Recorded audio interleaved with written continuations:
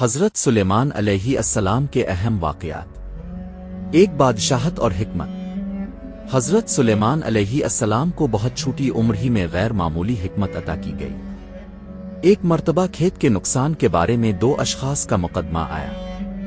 حضرت داؤد علیہ السلام نے فیصلہ فرمایا، مگر حضرت سلیمان علیہ السلام نے ایک اور بہتر حل پیش کیا جسے اللہ نے پسند فرمایا۔ قرآن میں ہے فَفَأَوَّ مَنِ سَأَلَ مِلْمِ، یعنی ہم نے سلیمان کو سمجھ عطا کی۔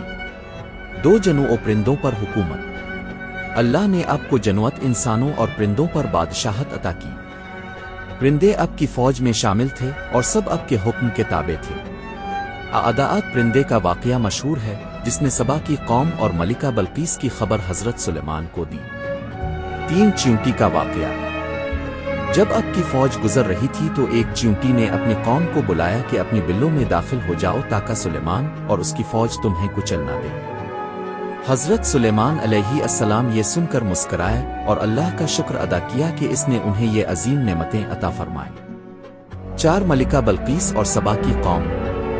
عداعت کی خبر پر حضرت سلیمان علیہ السلام نے بلقیس کو خط بھیجا کہ وہ اسلام قبول کرے۔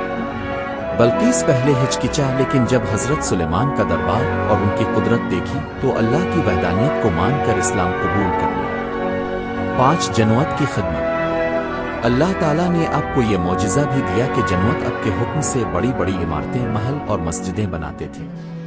وہ سمندروں سے قیمتی موتی اور خزانے نکالتے اور آپ کے حکم پر کام کرتے۔ 6 وفات کا واقعہ۔ حضرت سلیمان علیہ السلام ایک لاٹھی کے سہارے کھڑے ہوئے وفات پا گئے۔ جنوت یہ سمجھتے رہے کہ اب زندہ ہیں اور مسلسل کام کرتے رہے۔ جب ایک دیمک نے آپ کی لاٹھی کھا لی اور وہ گر گئے تب سب کو پتہ چلا کہ آپ کا وصال ہو چکا ہے۔ قرآن میں ہے کہ اس سے جنوی کو معلوم ہوا کہ وہ غیب نہیں جانتے۔